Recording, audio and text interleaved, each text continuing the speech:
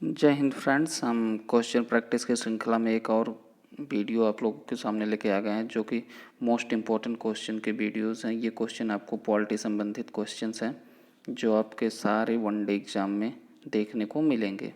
यहाँ से क्वेश्चन आपको पीसीएस के एग्ज़ाम से लेके यूपीएसआई और एसएससी जीडी जैसे एग्ज़ाम में देखने को अवश्य मिलेंगे। तो फ्रेंड्स, वीडियो को लास्ट तक ज़रूर देखें, लाइक सब्सक्राइब और शेयर करें, जैसा कि आप लोग पिछले वीडियो में किए, उसके लिए धन्यवाद। तो हम आ रहे हैं क्वेश्चन पर। क्वेश्चन नंबर 1, संविधान में संयोजित भारत का वर्णन निम्नलिखित में से किस प्रकार किया गया है। तो संविधान में संयोजित भारत शब्द का प्रयोग किया गया राज्य तथा संघ राज्य क्षेत्रों का एक परिसंघ है। यहाँ पे ऑप्शन नंबर सी सही है, जो कि हमारे संविधान में बताया गया है कि भारत क्या है, राज्यों तथा राज्य संघ क्षेत्रों का एक परिसंघ है। क्वेश्चन नंबर 2 हम आप लोग के सामने दे रहे हैं। भारतीय संविधान के अनुच्छेद 1 में क्या घोषित किया गया है। तो भारतीय संविधान के अनुच्छेद 1 में घोषित किया गया है कि राज्य संघ, ऑप्शन डी।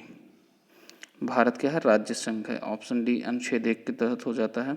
अनुच्छेद 1 में कई और अनुच्छेद हैं, जिसे हम किसी दिन और डिस्कस करेंगे आगे, लेकिन यहाँ पे फिलहाल भारतीय संविधान में अनुच्छेद 1 में क्या घोषित किया गया है, तो राज्यों का संघ है, ऐसा घोषित किया गया है हमारे संविधान में। तो अगले क्वेश्चन की तरफ हम चलते हैं। क्वेश्चन नंबर 3, जो कि मोस्ट इम्पॉर्टेंट क्वेश्चन में आता है। शक्तियों का विभाजन और स्वतंत्र न्यायपालिका किसकी दो महत्वपूर्ण विशेषता हैं।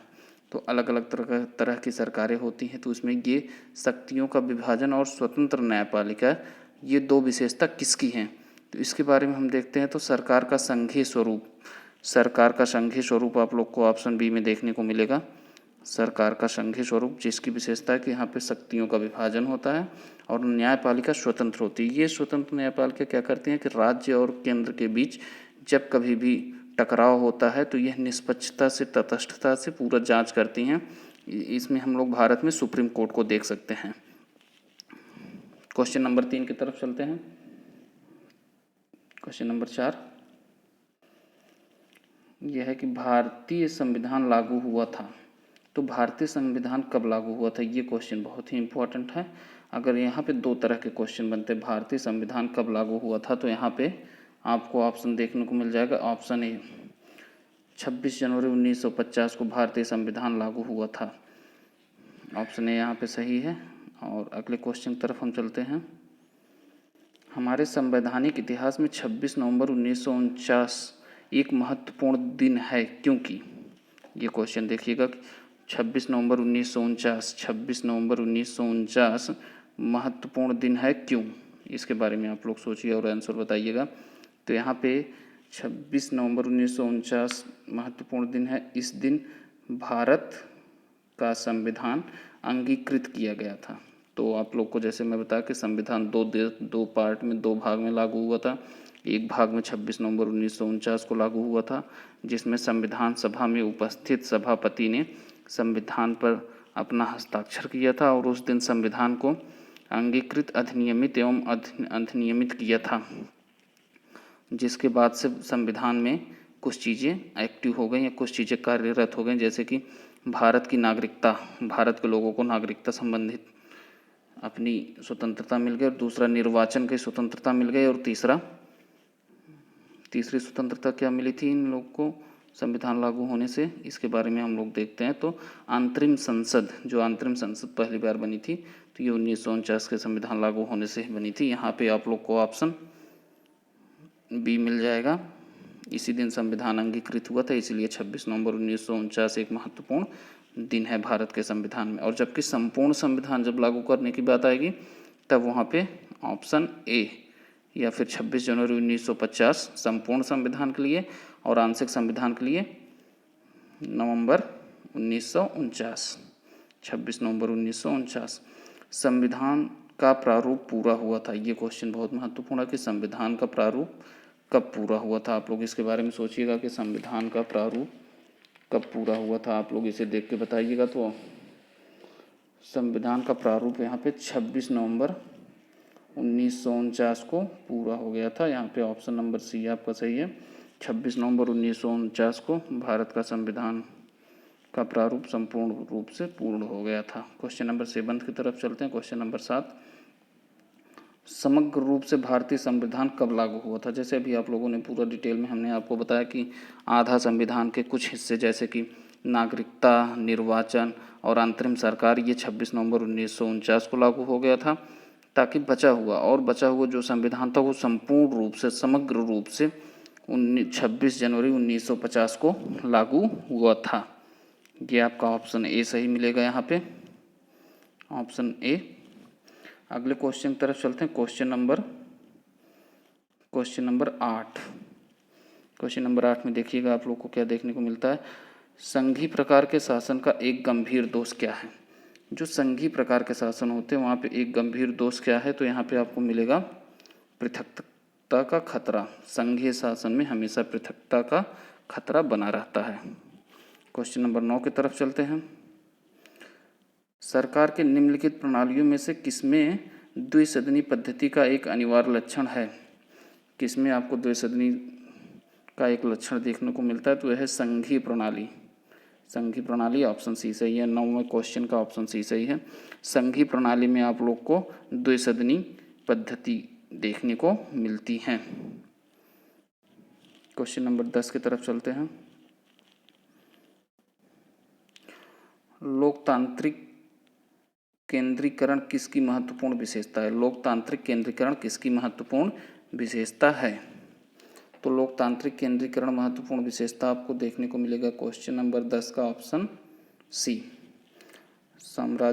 समाजवादी राज्य जो होते हैं इसमें आपको लोकतांत्रिक केंद्रीकरण देखने को मिलेगा। 10वें का सी सही है। निम्नलिखित में से कौन सा संशोधन अधिनियम मिनी संशोधन माना जाता है? तो क्वेश्चन नंबर 11 को देखिएगा आप लोग। निम्नलिखित में से कौन सा संशोधन अधिनियम मिनी संविधान संशोधन माना जाता है या मिनी संविधान माना जाता है? यहाँ पे आप लोग को ऑप्शन देखने को मिल जाएगा, ऑप्शन सी। 42वां संविधान संशोधन 1976, यह सरदार स्वर्ण सिंह की समिति पर के सिफारिश पर संशोधन हुआ था। यह एक ऐसा संशोधन है जिसमें संविधान के संशोधन में प्रस्तावना में भी संशोधन आप लोग को देखने को मिला था और प्रस्तावना में 3 भाग जोड़े गए थे। यही एक अंतिम संशोधन है जिसमें कि प्रस्तावना में संशोधन हुआ है और अभी तक के पूरे संविधान संशोधन में मात्र एक ऐसा संशोधन है जिसमें प्रस्तावना में भी संशोधन किया गया है। तो आप लोग से एक क्वेश्चन है, कमेंट में बताइएगा कि अभी तक संविधान में कुल कितने संशोधन किए जा चुके हैं।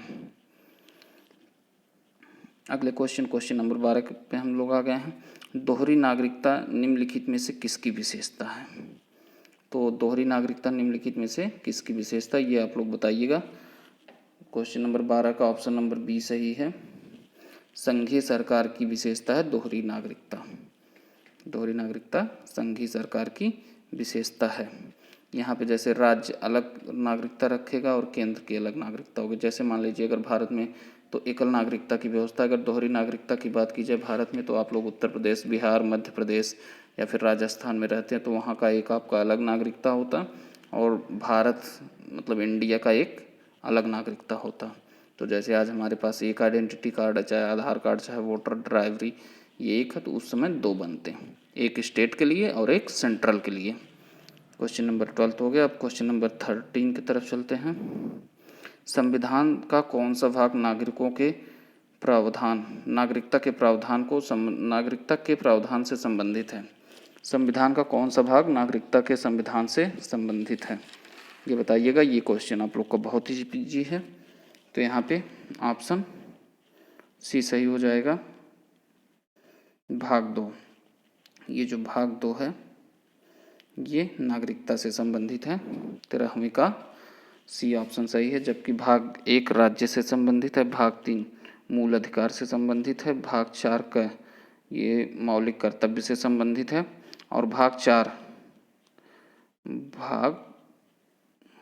4 ये किससे संबंधित है? ये राज्य के नीति निर्देशक तत्व से संबंधित है। तो यहाँ पे आप लोग का ऑप्शन सी सही हो जाएगा, भाग 2 नागरिकता से संबंधित है। क्वेश्चन नंबर 14 पे हम लोग आते हैं। भारतीय संविधान में सुदृढ़ केंद्र के साथ साथ संघीय प्रणाली कहाँ से ली गई है? तो सुदृढ़ केंद्र के साथ साथ संघीय प्रणाली की व्यवस्था भारतीय संविधान में कहाँ से ली गई, इसके बारे में आप लोग सोचिएगा। तो यहाँ पे आप लोग को देखने को मिलेगा कि ऑप्शन बी सही है, कनाडा से लिए गए हैं, जहाँ सुदृढ़ केंद्र के साथ साथ संघीय प्रणाली की व्यवस्था है। ऑप्शन क्वेश्चन नंबर 15 की तरफ चलते हैं। विधि का शासन की संकल्पना कहाँ के संवैधानिक प्रणाली की एक विशेष विशिष्टता है? तो इसके बारे में सोचिएगा। विधि का शासन, तो ऑप्शन ए सही हो जाता है। ब्रिटेन में विधि का शासन माना जाता है। ब्रिटेन में ऐसी मान्यता है कि वहाँ पे सबके लिए समान विधि है।